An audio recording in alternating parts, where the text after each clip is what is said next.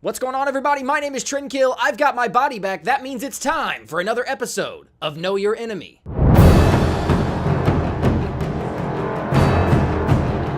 So if you couldn't tell, we're going through the three gods first. We've already discussed a hunter, a guardian, and a mage. Today we're going to be talking about the free assassin. This video is about Thor, the god of thunder.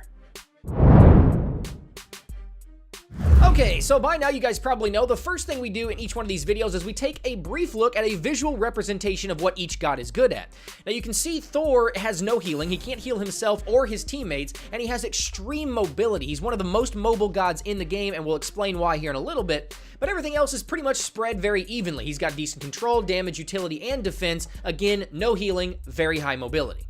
Now, assuming you've read his abilities, his kit is pretty straightforward, but we are going to go through a few of the highlights. Remember that his passive gives him an innate physical power buff. That's one of the very few passives or the very few things in the game that's going to give you just physical power for free.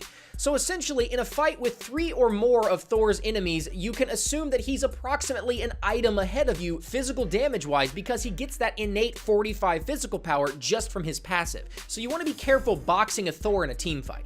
Now, beyond his passive, also remember that he can teleport to his hammer, Mjolnir, anytime he throws it. And this is what gives him a ton of mobility, so be wary of that. And lastly, he is immune to knockup while he's in his Berserker Barrage, his third ability. Other than that, everything else is extremely straightforward. Alright, let's check out Thor's mechanics. Now, Thor has more tips for him than any of the other gods I've done thus far, so I'm going to do my best to keep this at a consistent kind of quick pace while making sure that I don't leave out any of the vital information. So first things first, and this is really more of a tip for any time you're playing the game in general, but specifically if you're playing against a god like Thor who can ultimate up into the air and come crashing down in any direction, you want to be able to watch him so you can see where he's headed, and with the restricted camera pitch that is on by default, you can't do that. So to fix that, what you want to do is from the main menu, head up to your settings, which is in the top left-hand corner. It's the little blue gear. Click that and go over to the controls tab and then unclick restricted camera pitch. That will allow you to look around freely. You can look up to the sky, you can look down at the ground, you can look in any direction you want instead of being restricted to just basically looking straight ahead. Believe me, Thor's ultimate is already powerful enough in the mobility and the ganking potential that it adds to his kit. You don't want to add more to that by not being able to see where it's coming from. Alright, so let's get into the abilities. First off, let's talk about Mjolnir's attunement. This is his first ability. It's the hammer throw that he has. Remember that the hammer throw can be teleported to at any time. Whether it's going away from him or coming back to him, he can teleport to that hammer. This includes teleporting through walls. So when you saw Thor's mobility off the charts on the graph earlier, this is a big reason why. So a lot of the times what you may see him do is ultimate in to get a kill and then use his teleport to quickly get out of harm's way, and that's how most assassins should be played. Get in, get a kill, get out. Another thing you want to remember is that the hammer is like a boomerang, and again, we've already discussed this, but it goes away from him and then comes back to him. So remember, if you get caught in that boomerang and it hits you going away from him and back to him, it will deal triple ability damage. If we look at some quick math, let's not talk about protections or let's not talk about scaling, let's just talk about the base damage. At rank 5 is 210 damage. If he hits you as the hammer is flying away from him, it will deal 210 damage to you, but on the way back, it will deal double damage, so 420 damage for a total of 630 damage, or triple what the base damage of that ability is. So here's the tricky part. Thor can throw his hammer, and if timed properly, can hit you on the way away from him and on the way back to him, and right after it hits you the second time, can teleport to it and go right into his third ability, Berserker's Barrage, for a ton of burst damage. So you've got to be very careful about getting hit with what I call the double tap. You don't want to get hit twice with that hammer because that puts you at the risk of taking a ton of damage.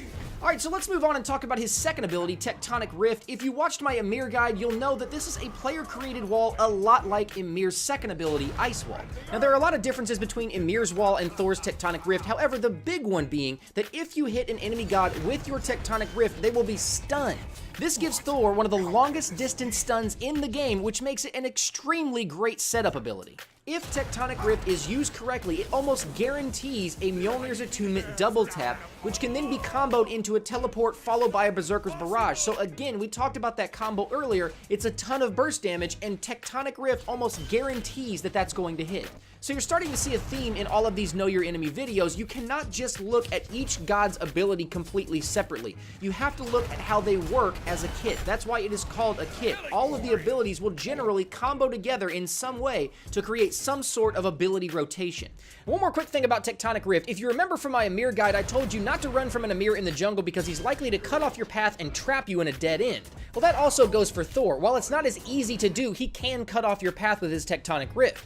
But I did say Amir's wall in the lane is really not that scary because you can just run around it. That's not the case with Tectonic Rift. Thor's wall is much longer than Amir, so he can almost cut off an entire lane with this wall, so you've got to be very careful overextending yourself if you do not have a jump or a teleport to get over or back through the wall. Now, as far as his third ability, Berserker's Barrage, is concerned, there's not much that can be said about this ability that hasn't already been said. Do remember that it is a ton of burst damage if he catches you in all of it, and also remember that he is immune to knockup while he's channeling this ability, so don't try to do anything that's going to knock him out of it because that's not going to work. And then there was his ultimate, Anvil of Dawn. This is what gives Thor his massive amounts of mobility. If you've never played Thor, this is what it looks like in his ultimate. He flies up in the air, and while he's up there, he can choose any direction he wants to go, and he can come crashing down in that massive radius on top of somebody, stunning them and dealing a considerable amount of damage. Now, on top of the obvious mobility benefits that you gain from this ability, being able to fly up in the air and basically teleport a long distance, this also adds a lot of sneakiness to Thor, which is what makes him an assassin. First off, Thor's channeling of his ability is a very distinct sound, so when you hear it, you know exactly what's happening. However, if he is far enough away from you, you will not hear the channeling of his ability. You will only feel the force of him coming crashing down on you without any warning whatsoever. Now, the only way to counter this is to have wards in the jungle so that you can see him channeling his ability rather than hearing it. That way you at least have some sort of idea that Thor's about to bring the thunder.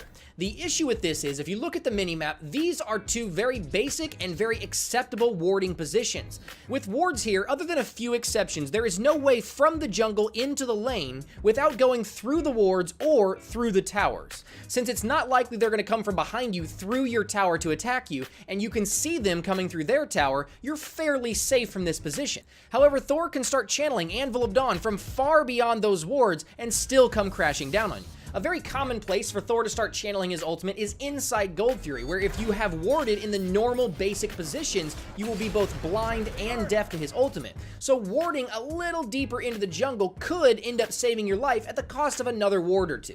And last but not least, one more tip for Anvil of Dawn. Remember, we've already talked about Tectonic Rift, Stun, into Mjolnir's Attunement, into Teleport, into Berserker's Barrage. You can add Anvil of Dawn to this combo and kind of change up the order of abilities. So the main combo that you're going to see is somebody stunning you with Anvil of Dawn, going right into Berserker's Barrage, coming out of Berserker's Barrage into a Tectonic Rift to stun you again, and then landing Mjolnir's Attunement. Follow that up with some auto attacks, and you can really 100 to 0 somebody in a very short amount of time.